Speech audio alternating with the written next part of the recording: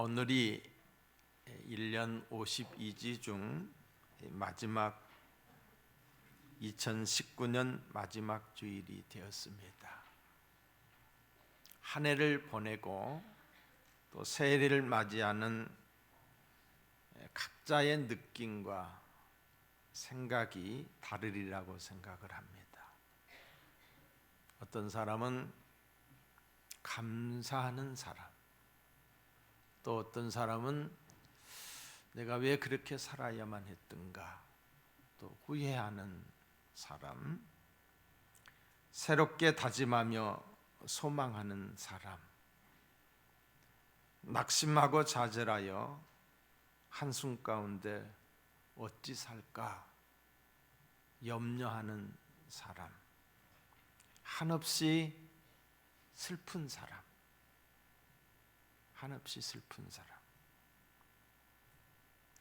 어떤 이는 아무런 느낌도 또 계획도 없이 한 해를 보내고 맞이하는 생각 없이 사는 사람들도 있으리라고 생각을 합니다.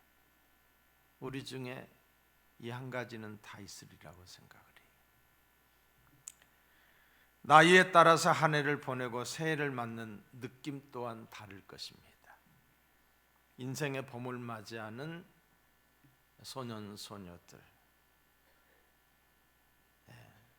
느낌이 달라요.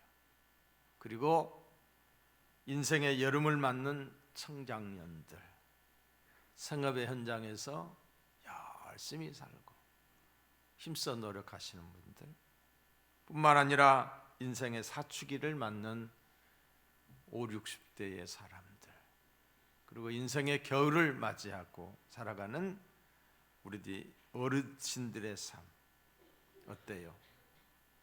한 해가 이렇게 바뀌어지는 이런 분기점에서 그 생각과 느낌이 전부가 다 다를 거예요.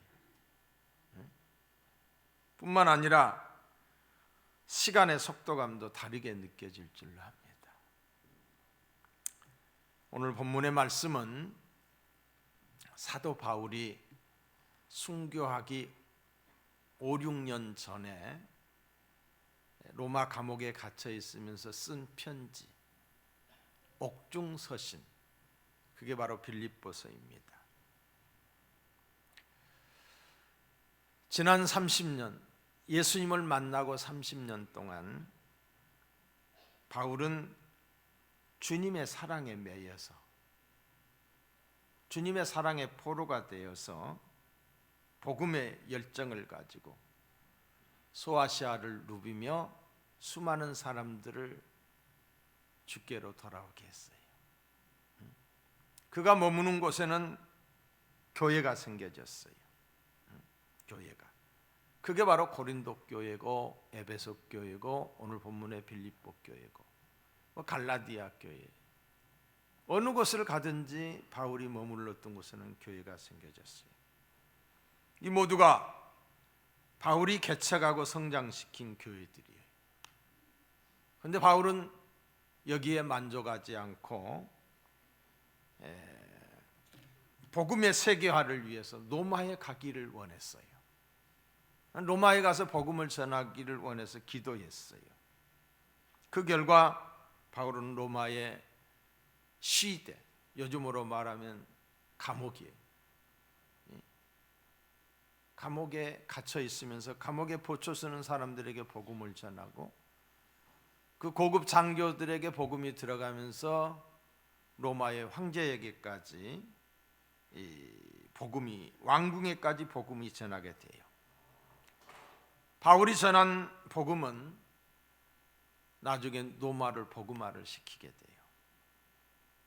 로마의 복음화는 로마에서 그치는 것이 아니라 전 유럽을 기독교화시키는 엄청난 업적을 남기게 됩니다.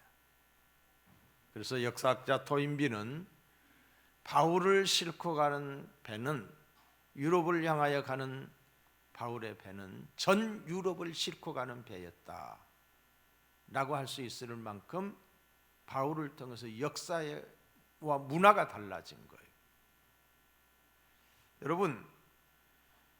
여러분이 이 정도라고 하면은 누구나가 자기가 한 일, 자기의 업적에 도취되고 스스로 만족해서 이제는 좀 쉬자. 내가 이렇게 30년 동안 열심히 해왔는데 이제는 좀 적당히 하자 하는 그런 생각을 할 수도 있지 않겠습니까? 그런데 바울은 그렇지 않았습니다. 오늘 13절과 14절의 말씀을 보시면은 형제들아 나는 아직 내가 잡은 줄로 여기지 아니하고 오직 한 일, 지금까지 했던 일, 뒤에 있는 것은 다 잊어버리고 앞에 있는 것을 잡으려고 표대를 향하여 그리스도 예수 안에서 하나님이 위에서 부르신 부름의 상을 위하여 달려가노라. 놀라운 말씀이에요. 요약하면 이렇습니다. 나는 아직 목표에 이르지 못했다. 나는 아직도 할 일이 많이 남아있다. 그래서 뒤돌아보지 않고 앞을 향해 있는 힘을 다해 달리겠다. 전진하겠다는 거예요. 그렇게 많은 일을 했음에도 불구하고 사랑하는 성도 여러분, 우리에게 이 말씀이 도전이 되시기를 바랍니다. 우리에게 이 말씀이 하나님의 음성으로 들려지시기를 축복합니다. 그는 표대를 향해서 달려간다고 했습니다. 그가 말하는 표대가 무엇입니까? 표대가 무엇인가? 12절에 보시면은 내가 그리스도 예수께 잡힌 바 된 그것이라고 그랬어요. 예수에게 잡힌 바 된 그것, 예수에게 붙잡힌 바 된 그것이 표대예요. 무엇에 붙잡혔습니까? 사랑에 붙잡힌 거예요. 사랑. 빛 가운데 주님이 나타나셨어요. 다메섹 도상에서. 네 시험나이까 했을 때 나는 네가 핍박하는 예수라. 그 순간 사도 바울은 꼬꾸라졌고 눈이 멀었고 하나님의 사랑을, 뜨거운 하나님의 사랑을 체험한 거예요. 사랑의 포로가 된 거예요. 사도 바울은 하나님을 믿는 사람으로서, 여호와 하나님을 믿는 사람으로서 예수를 이단시했어요. 그래서 예수 믿는 사람들을 폭행하고 핍박하고 잔해하는 십자가의 원수였던 거예요. 그러던 그가 다메섹 도상에서 주님의 사랑을 경험하게 된 거예요. 자기가 원해서 한 게 아니에요. 주님이 찾아오셔서 내가 너를 사랑한다. 사랑을 깨달은 거예요.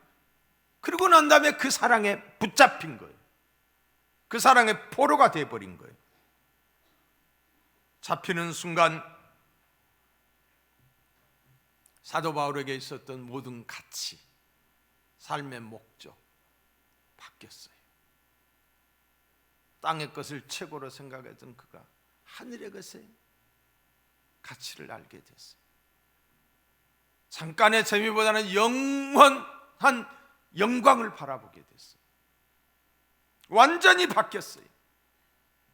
바울은 감격했습니다. 나 같은 죄인을 불쌍히 여기사 나에게 찾아와셔서 만나주시고 나의 죄를 용서해 주셨을 뿐만이 아니라 이방인의 사도로 복음의 일꾼 삼아주신 그 은혜를 생각하면 눈물이 앞을 가렸어요. 눈물이 앞을 가려 눈물로 사역을 감당하지 않을 수 없었던 거예요. 하나님의 큰 사랑을 깨닫고 난 다음에 너무너무 고맙고 너무너무 감사해서 눈물로 할 수밖에 없었던 거예요. 여러분, 우리 교회의 모든 성도님들, 저와 여러분이 이러했으면 좋겠어요. 구원받은 감격에 젖고 나 같은 것에게 귀한 직분 맡겨주신 것에 대하여 사도 바울과 같은 마음으로 우리에게 주어진 사역을 감당했으면 합니다. 바울은 평생 갚아도 갚을 수 없는 은혜라고 생각을 했어요. 은혜를 은혜로 알았던 거예요. 그래서 그는 이렇게 말을 해요. 사도행전 20장 24절에 보시면 내가 달려갈 길과 주 예수께 받은 사명 곧 하나님의 복음을 증언하는 일을 마치려 하면은 나의 생명조차도 조금도 귀한 것으로 여기지 않는다. 목숨을 바쳐서 복음 증거하는 일을 하려고 했던 거예요. 사명을 감당하려고 했던 것을 보게 됩니다. 인생의 목표를 정한 사도 바울은 주님을 더 많이, 주님을 더 깊이 알기를 원했습니다. 주님처럼 살기를 원했고 주님 가신 그 길을 가기를 원했어요. 주님이 맡겨주신 사명 감당하기를 원했던 거예요. 10절과 11절을 보시면은 내가 그리스도와 그 부활의 권능과 그 고난의 참여함을 알려하여 그의 죽으심을 본받아 어찌하든지 죽은 자 가운데서 부활에 이르려 하나니. 무슨 말입니까? 예수님처럼 욕먹고 예수님처럼 매맞고 예수님처럼 멸시받는 일을 자청했다는 거예요. 이유가 무엇입니까? 예수님이 가신 길을 가고 싶었기 때문에, 사명을 감당하기 위해서였기 때문에, 그리고 예수님이 죽으신 십자가에 나도 죽고 예수님이 부활하신 그 부활의 능력을 자기도 체험하기를 원했던 거예요. 예수 부활이 내 부활이 되고 예수 죽음이 내 죽음이 되는, 그래서 어떻게 해서든지 하나님이 기뻐하는 사람이 되기를 원했던 겁니다. 1장 20절에 보면 바울의 인생 목적이 나와요. 살아있는 인생의 목적이. 바울의 간절한 소원이 무엇이라고 말하고 있습니까? 나의 간절한 기대와 소망을 따라 아무 일에든지 부끄럽지 아니하고 오직 전과 같이 이제도 온전히 담대하여 살든지 죽든지 내 몸에서 그리스도가 존귀히 되게 하려 하나니. 살든지 죽든지 내 몸에서 그리스도가 존귀히 여김을 받는 것, 이 일을 위해서 남은 인생을 살겠다는 거예요. 사랑하는 성도 여러분, 우리에게도 이와 같은 인생의 목표가 있는지요? 바울처럼 사나 죽으나 하나님을 기쁘게 하고 오직 주님의 영광을 드러내는 사람이 되기를 소원하는 결단과 인생의 목표가 있는가입니다. 인생의 목표가 있는가? 목표가 확실한 사람일수록 그 삶에 의욕이 넘쳐요. 어떤 장애물이 있어도 굴하거나 포기하지 않습니다. 목표가 분명하기 때문이지요. 중요한 것은 어떤 목표인가 하는 거예요. 그 목표가 어떤 목표인가? 무슨 목표를 가지냐가 중요한 거예요. 우리가 잘 아는 바와 같이 인생이란 그렇게 쉽지 않습니다. 인생이 그렇게 호락보락하지 않아요. 어려운 거예요.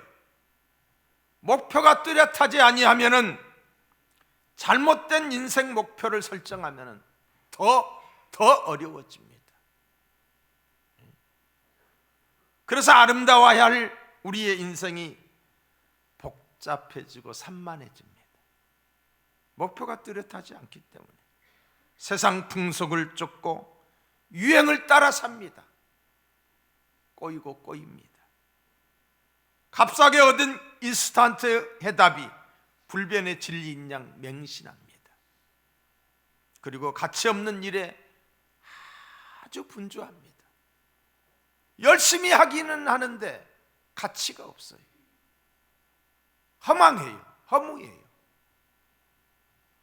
인생을 허비하고 마는 거지요. 참으로 중요한 것은 내 인생을 걸 만한 목표가 나에게 있느냐는 거예요. 내 인생을 걸고 살아야 되는 어떤 목표가 있는가? 바울은 그 목표를 갖고 있었어요.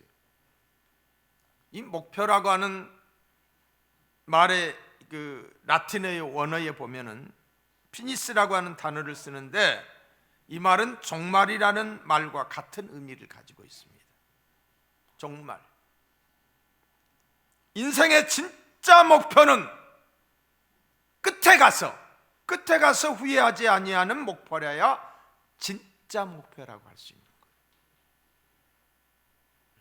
지금까지 내가 목적을 삼고 목표를 세워서 살아왔던 삶이 끝에 가서 후회해요. 그건 진짜가 아니라는 거죠. 예수님이 십자가에서 운명하시면서 마지막 하셨던 말씀이 다 이루었다였어요. 테텔레스타이. 이는 승리의 외침입니다. 인생 목표를 바라하고 달려왔다는 증거이기도 하지요. 그 목표가 달성되는 순간 우리 주님은 다 이루었다 하시고 고개를 떨구시며 운명하셨다고 성경은 기록하고 있어요. 진짜 중요한 것은 하나님이 나를 어떻게 보실까 하는 거예요. 과연 내가 하나님이 기뻐하는 사람인가입니다. 왜 그렇습니까? 하나님의 기쁨이 인생을 바로 살았느냐, 바로 살지 못했느냐를 평가하는 기준이 되기 때문에 내가 생각하기에 잘한 것 같고 내가 생각하기에 성공한 것 같지만은 하나님이 보시기에 기뻐하지 않는다. 인생 잘못 산 거예요. 그러나 내가 생각할 때에 남보다 못한 것 같고 사람들이 볼 때에 성공하지 않는 사람 같아도 하나님이 기뻐하는 사람이라고 한다면 그런 인생 성공자예요. 하나님이 우리 인생을 만드셨어요. 만드신 인생의 목적은 내가 정하는 게 아니에요. 이미 목적을 따라 만들어졌어요. 이걸 만든 것은 만든 이가 목적을 가지고 만든 거예요. 우리 인생도 마찬가지예요. 하나님의 영광을 위해서 하나님이 만드셨어요. 하나님의 영광을 위해서 우리는 다양한 목표를 가질 수가 있어요. 내가 선생님이 되겠다. 내가 무슨 의사가 되겠다. 여러 가지 목표가 있어요. 그러나 그 목표를 통해서 하나님의 영광을 위하여 살아야 되겠다는 목적은 하나예요.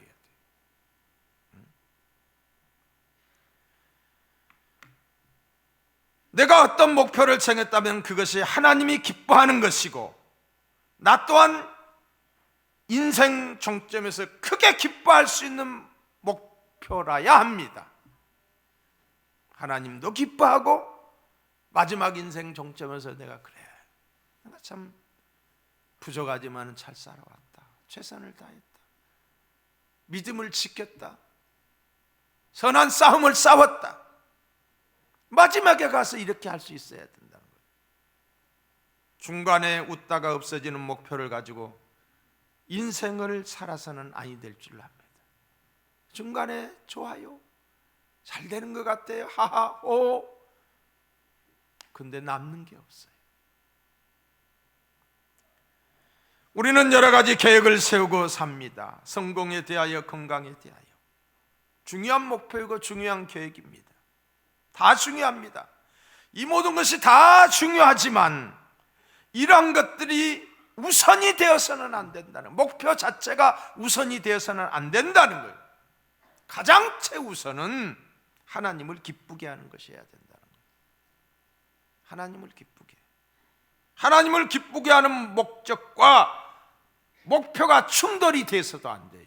목적이 하나님의 영광을 위하는 것인데 내가 목표하는 것이 하나님의 영광을 훼손하는 것이 돼서도 안 된다는 것입니다. 우선이 되어서도 아니 되지요. 하나님을 기쁘시게 하는 것에 비추어 볼 때 내가 지금 하고 있는 일이 정당한가? 내가 지금 하려고 하는 것이 얼마만큼 합당한가? 하나님을 기쁘시게 하는 것인가? 내가 하는 일이 억만금이 생긴다 할지라도 하나님이 기뻐하지 않는 것이라고 하면 접을 줄 알아야 돼요. 접을 줄, 내려놓을 줄 알아야 돼요. 주님의 뜻이라면 손해를 보는 일이 있더라도 앞으로 나아가야 되는 거예요. 이게 그리스도인의 삶인 줄로 믿습니다. 한 해를 보내고 새해를 맞이하는 시점에서 우리가 이 문제를 진지하게 생각한다는 것은 의미가 있다라고 생각이 돼요. 여러분, 생각 없이 살지 마십시다. 생각하며 사십시다. 위에 계신 하나님을 의식하며 사십시다. 그분의 영광을 헤아리며 사십시다. 그분의 뜻대로 살려고 노력하셔야 될 거예요.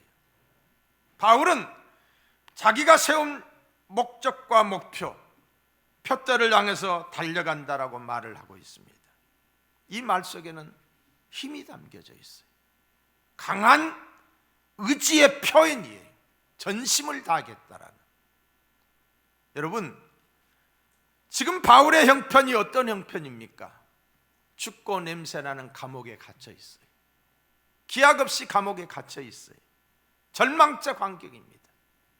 그런 사람이 육상 선수가 마지막 죽을 힘에 달려가듯이 인생을 살겠다라고 말하는 것을 우리가 가볍게 들으면 안 돼요. 열악한 환경 속에 있으면서 얼마나 대단합니까? 다 포기할 만도 한데 끝까지 달리겠다. 나는 포기할 수 없다. 나는 아직 목표에 이르지 못했다. 나는 끝까지 달리리라는 바울의 이 모습, 얼마나 대담합니까? 그래서 그는 감옥에 있으면서도 가만히 있지 않았어요.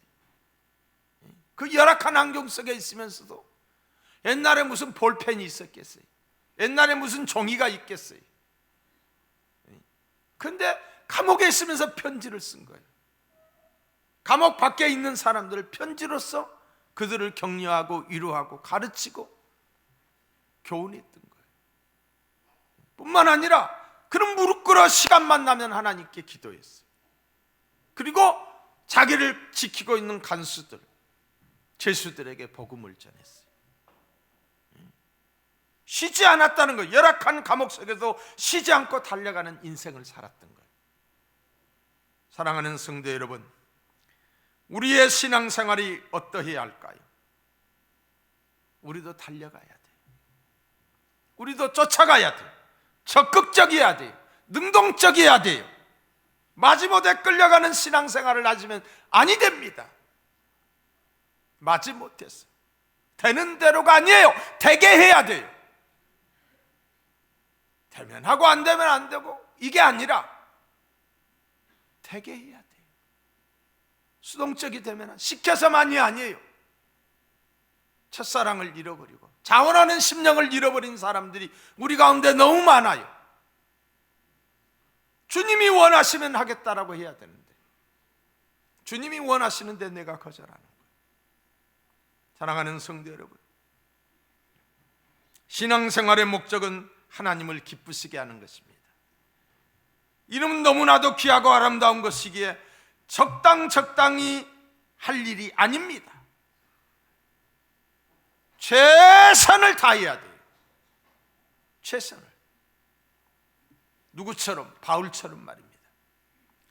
바울이 갇힌 감옥처럼 우리를 둘러싸고 있는 환경이 어렵다 할지라도 우리의 신앙의 전진이나 헌신이 멈추어서는 아니 될 줄로 압니다. 내 나이가 몇인데 나이 핑계대도 아니 될 줄로 압니다. 지금까지 열심히 했으니 이제는 좀 쉬어야 되겠다, 이것도 아닙니다. 바울을 보세요. 이것도 아니에요. 날아가는 비행기가 중간에 서면 떨어지고 맙니다. 달리는 자전거가 쓰면 넘어지고 맙니다. 우리는 끝없이 전진해야 돼요. 하나님의 영광을 위해, 받은 사명을 위해 마음을 다해 달려가야 합니다. 하나님을 경험하는 예배가 되기 위해서 최선을 다해야 돼요. 여러분, 하나님께 예배 드리는 데에 정성을 다하시기 바랍니다. 예배드려 나오는데 그냥 습관에 젖어서 나오지 마시고 정말 사모하는 마음으로. 내년에 저희 교회가 행복한 예배를 드리는 교회, 행복한 예배예요. 행복한 예배. 그래서 내가 다음 주 설교를 그런 쪽으로 지금 준비하고 있어요. 어떻게 하면 우리가 행복한 예배가 기다려지고, 예배가 재밌고, 예배가 즐겁고, TV보다도 더 재밌고, 그 무엇보다도 재밌는 예배를 사모하는 교회가 되기를 원해요. 이웃과 열방을 살리는 전도와 선교를 위해, 지역사회를 섬기는 일을 위해, 내 신앙의 성숙과 교회의 부흥을 위해 전력을 다해야 될 줄 압니다. 달려가야 한다 이 말이에요.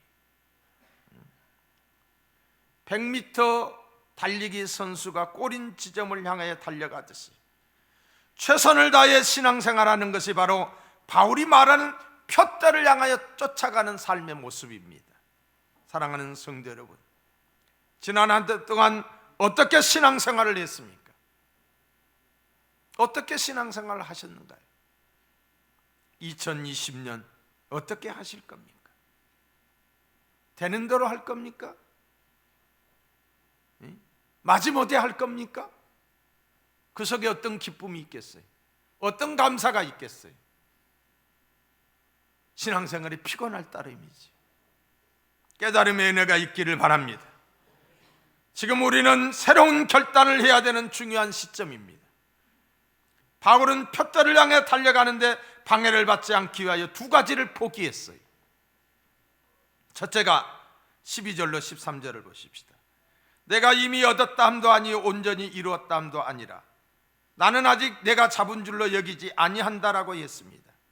온전히 이루었다고 생각하지 않고 잡은 줄로 여기지 않는다는 말이에요. 쉽게 말하면 과거와 현재에 만족하고 안주하지 않겠다는 거예요.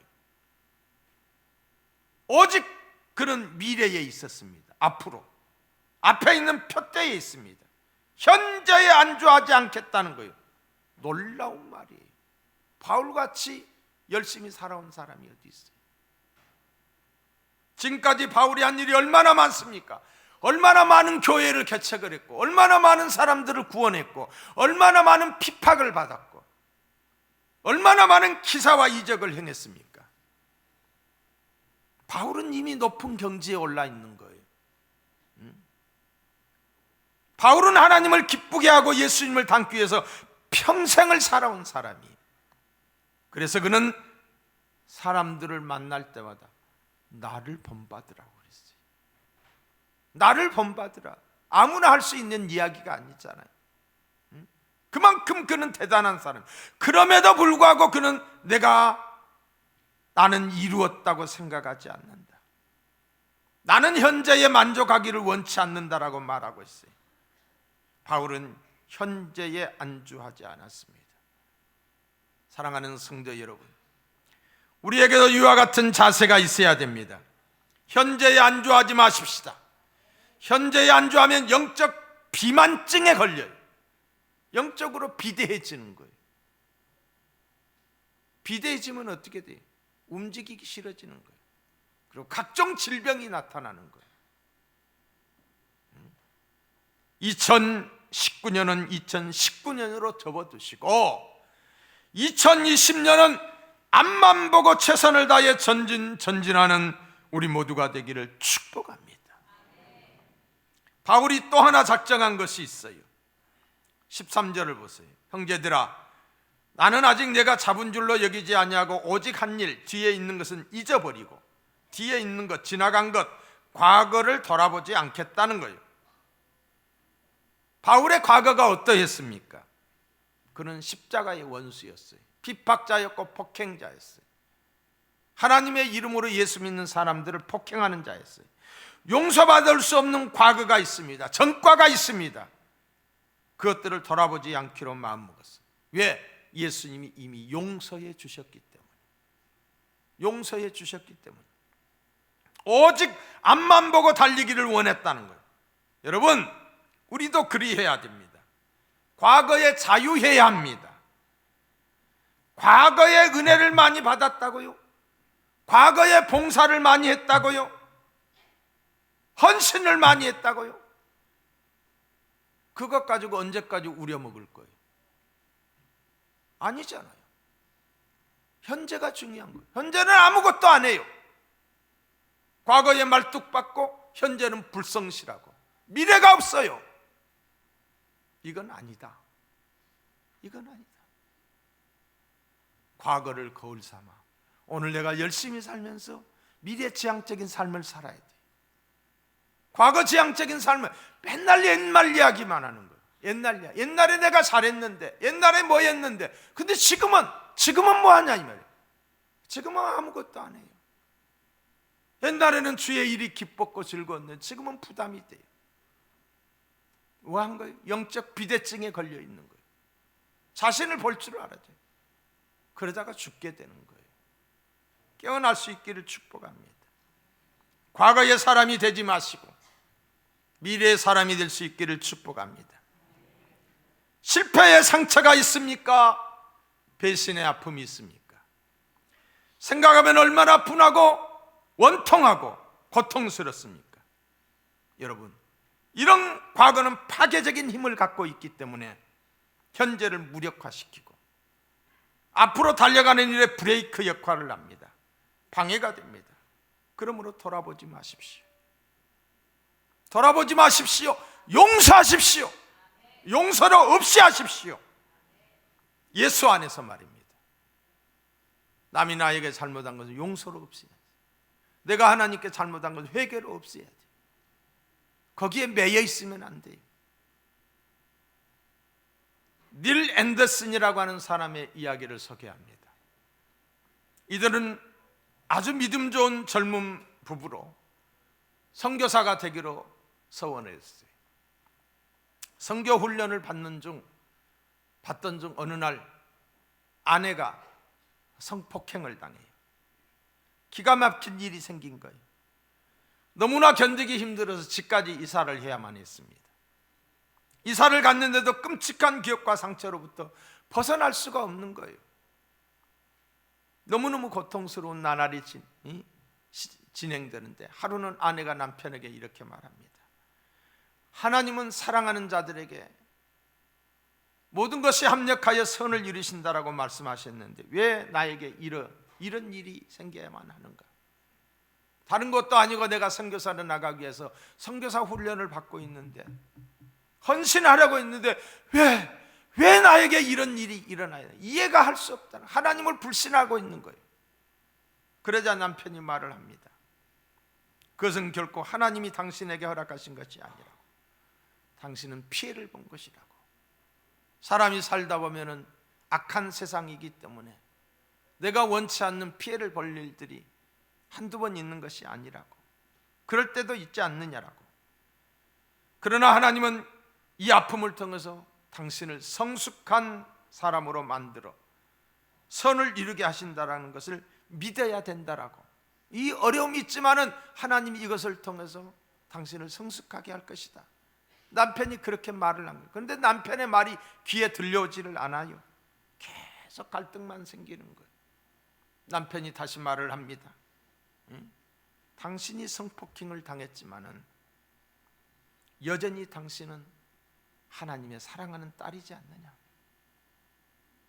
당신이 비록 성폭행을 당했지만은 나는 당신을 여전히 사랑하는 내 아내라고. 그대로 있지 않느냐라고. 그러므로 이제 당신의 선택이 중요하다라고. 평생 나는 성폭행의 희생자다라고 생각을 하면서 분한 마음으로 살든지 아니면 그것을 아예 잊어버리고 나는 사랑받는 하나님의 자녀다라고 고백하면서 살든지 둘 중에 하나를 선택하라고 말을 했어요. 사랑하는 성도 여러분, 과거에 어떤 상처가 있다 할지라도 잊으셔야 됩니다. 용서하셔야 됩니다. 그 상처, 그 고통을 자꾸 생각하면서 과거에 매이면 아무것도 안 되는 거예요. 그러므로 바울이 말합니다. 자신은 과거의 모든 것을 잊어버리겠다라고. 사랑하는 성도 여러분, 믿음의 다름질을 하는 우리를 보시고 주님은 어떻게 하실까요? 구경만 하시면서 고개 끄덕끄덕 하시면서 그래 잘한다, 그래야지, 이렇게만 말할까요? 절대로 그렇지 않습니다. 성경은 이렇게 말하고 있습니다. 요한복음 14장 21절을 보시면 나를 사랑하는 자는 내 아버지께 사랑을 받을 것이요, 더 큰 사랑을 받게 된다는 거예요. 나도 그를 사랑하여 그에게 나를 나타내리라고 말했어요. 하나님의 사랑을 받습니다. 하나님의 임재를 경험합니다. 하나님의 담이 없는 사랑 가운데 들어가게 되는 거예요. 그리고 하나님의 살아계신 임재를 경험하게 되는 거예요. 마라톤 경주를 하는 선수들을 볼 때 여러분은 중간 지점에 있는 사람을 봅니까? 끝에 달리는 사람을 봅니까? 카메라가 어디를 잡습니까? 맨 앞에 있는 사람들을 잡아요. 예수님도 많은 성도들이 있지만은 주님을 기쁘게 하고 주님이 원하는 사람이 되기를 위하여 남보다 먼저 열심히 뛰는 사람을 주목하십니다. 주목하시며 그들에게 은혜를 베푸십니다. 하나님의 하나님 되심의 임재를 그들에게 나타내십니다. 여러분, 바울이 감옥에 있는데도 감옥 밖에 있는 사람들에게 빌립보서에 보면 9번이나 기뻐하라고 강조하고 있어요. 기뻐하라, 기뻐하라. 그 힘이 어디에서 나왔을까요? 감옥에 있으면서, 언제 죽을지 모르는 그런 열악한 환경 속에 있으면서도 그 힘, 그 기쁨이 어디에서 나왔을까요? 다른 게 아니에요. 은혜예요, 은혜. 하나님의 은혜예요. 뒤돌아보지 아니하고 달려가겠다. 그 열악한 환경 속에서도 편지를 쓰고 기도를 하고 전도를 하는 그에게 하나님이 넘치는 은혜를 허락하여 주셨던 거예요. 그래서 그 은혜로 이기는 삶을 살았어요. 네로가 그를 이기지 못했어요. 로마가 그를 이기지 못했어요. 아무도 바울을 이긴 사람이 없어요. 왜냐하면 하나님의 은혜가 강권하기 때문에. 은혜, 하나님의 은혜로 승리할 수 있기를 바랍니다. 오늘 우리들도 마찬가지, 경제가 어렵습니다. 삶이 팍팍합니다. 세상에 너무나도 불신세계로 빠져들고 있습니다. 내년 경제는 정말 더 어려워질 겁니다. 제가 예언을 합니다. 내일이 불투명합니다. 감옥과 같은 환경입니다. 그러나 우리를 꺾을 수 없습니다. 왜 그렇습니까? 은혜 때문입니다. 하나님의 은혜. 병이 들었어도, 내가 가난하다 할지라도 하나님의 은혜가 있게 되면 자족하는 마음이 생겨져요. 어렵다고 느껴지지 않아져요. 도리어 감사하게 되는 거예요. 내가 주님을 기쁘게 하시겠다는 표대를 향해서 끊임없이 달려가기만 하면은 주님은 그 모든 것을 이기고 남을 새 힘을 주실 거예요. 그 누구도, 그 무엇도 우리를 그리스도의 사랑에서 끊을 수 없습니다. 표대를 분명히 하고 달려가는 일에 최선을 다한다면 바울이 승리한 것처럼 우리도 승리할 줄로 믿습니다. 하나님의 은혜, 하나님의 은혜가 강권하시기를 주님의 이름으로 축원합니다.